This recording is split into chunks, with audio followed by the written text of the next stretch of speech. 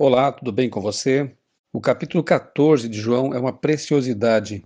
Aqui encontramos a mais importante e mais maravilhosa promessa de Cristo aos seus seguidores. Ele começa dizendo: Não se turbe o vosso coração. Credes em Deus, crede também em mim. Na casa de meu pai há muitas moradas. Se assim não fora, eu vou-lhe teria dito, pois vou preparar-vos lugar. Quando eu for e vos preparar lugar, voltarei e vos receberei para mim mesmo, para que onde eu estou, estejais vós também. Veja que promessa maravilhosa. O Cristo que nunca mentiu garante aos seus seguidores que, embora ele vá desempenhar um outro papel, e nós sabemos que ele irá para o santuário celestial, ali interceder pelos pecadores arrependidos, mas ele diz que voltará um dia. Cristo nunca mentiu. Não seria dessa vez, com um assunto tão importante, que ele faria isso.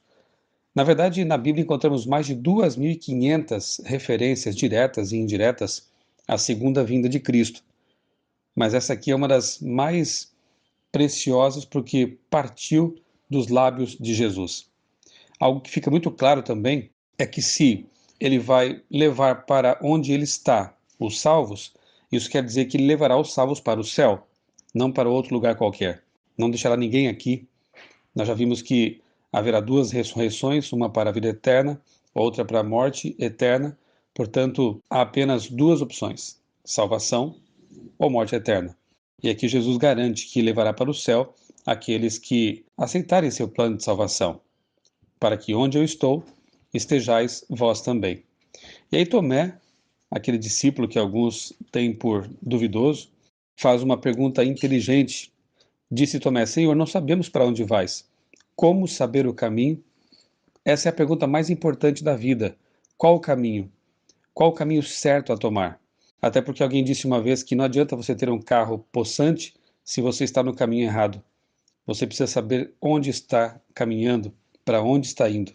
E Jesus respondeu, em resposta a essa pergunta inteligente de Tomé: Eu sou o caminho, a verdade e a vida. Ninguém vem ao Pai senão por mim. Note que, mais uma vez, com essa resposta, Jesus está afirmando sua divindade, porque seria muito absurdo um ser humano comum dizer que é o caminho, é a verdade e é a vida. Cristo disse isso porque ele era Deus em forma humana.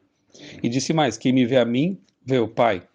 Aquele que crê em mim fará também as obras que eu faço, e outras maiores fará, porque eu vou para junto do Pai.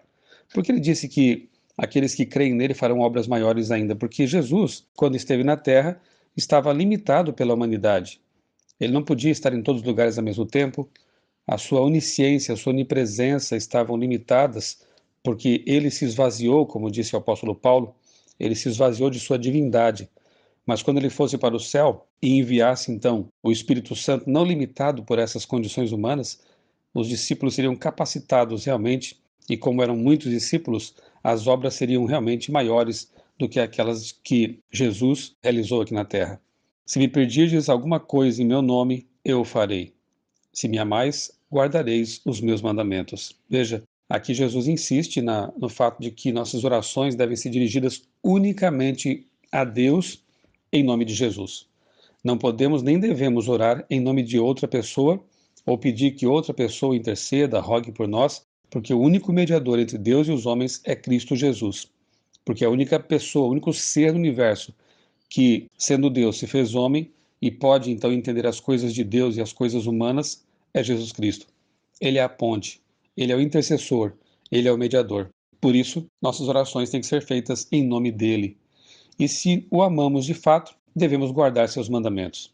O amor se expressa, o amor se manifesta de forma tangível, e a nossa prova de amor a Deus é seguir realmente a sua vontade e guardar os seus mandamentos.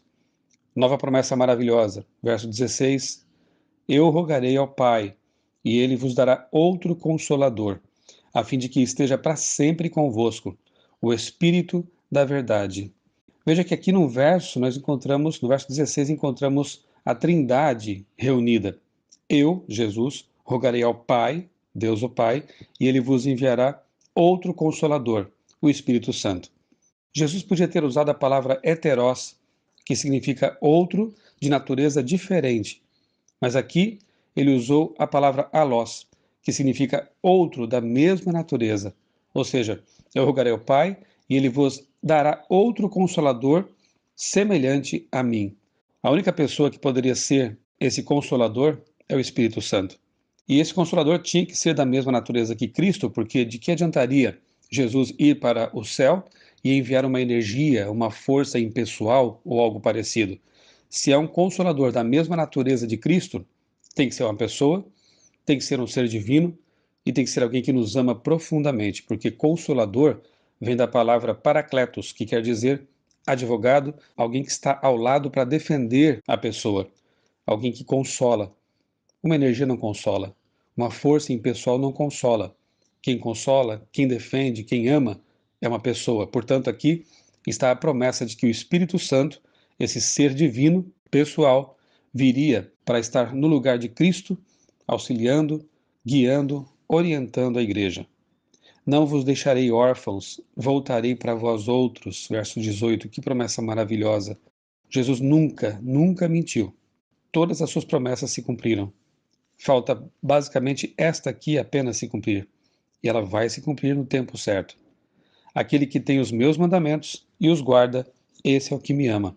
Se alguém me ama, guardará a minha palavra. O meu Pai o amará, e viremos a ele e faremos nele morada. Que promessa maravilhosa! Outra, de que se nós amamos a Deus, guardamos a palavra dele, ele virá fazer morada em nós, ele habitará em nós. E seremos, como diz Paulo, não mais nós vivendo, mas Cristo vivendo em nós. Deus habitando a nossa mente e nos guiando a vida. Verso 26. Mas o Consolador, o Espírito Santo, a quem o Pai enviará em meu nome, esse vos ensinará todas as coisas e vos fará lembrar de tudo que vos tenho dito. A missão do Espírito Santo seria e é a de nos lembrar de tudo que Jesus ensinou. Guardar, fixar em nossa mente as palavras de Cristo, seus ensinamentos. Deixo-vos a minha paz vos dou. Não vou-la dou como a dá o mundo. Verso 27. A paz do mundo é relativa. Disse alguém que não há nada mais pacífico do que um canhão carregado. Assim é a paz do mundo. Ela é efêmera, ela não é duradoura e ela depende de condições muito frágeis. A qualquer momento essa paz pode terminar. Mas a paz de Cristo não é como a do mundo. A paz de Cristo habita em nós, ela está em nosso coração, em nossa mente, e ainda que o mundo desmorone ao nosso redor, nós podemos estar em paz se temos Cristo conosco. A minha paz vos dou. Depois do verso 28, Jesus diz algo que algumas pessoas acham estranho quando ele fala assim: o Pai é maior do que eu. Obviamente que aqui a palavra grega meison, ela está aqui no sentido quantitativo de posição. Exemplo, o presidente é maior do que eu. Ele é maior que eu funcionalmente, pelo cargo que desempenha, mas não qualitativamente, não em essência, porque ele também é um ser humano. Portanto, este maior tem um sentido funcional, quantitativo. Enquanto esteve na terra, Jesus se submeteu, se humilhou e esteve aqui como um de nós em termos, porque no verso seguinte ele diz assim: aí vem o príncipe do mundo, ou seja, Satanás, e ele nada tem em mim. Ou seja, Jesus, embora tenha se feito ser humano, ele veio com uma natureza sem propensão para o pecado, diferentemente de todos os pecadores que já nascem com inclinações, com tendências para o pecado. E isso porque Jesus veio com a natureza humana de Adão antes da queda. Jesus foi o único ser humano depois de Adão perfeito, um ser humano puro, e por isso ele pode acreditar ao ser humano pecador seus méritos, sua pureza, sua santidade. Em Jesus, com ele habitando em nós, nós podemos também ser santos, mas dependemos inteiramente dele para isso. Para que quando acontecer, vós creiais. Verso 29, ele fala mais uma vez que as profecias são dadas para que quando se cumpram, nós possamos crer que realmente a palavra de Deus é fiel e verdadeira e nós podemos confiar nela. Que nesse dia você possa se alegrar com essa promessa da volta de Cristo que foi proferida por Ele mesmo. Eu voltarei para vocês.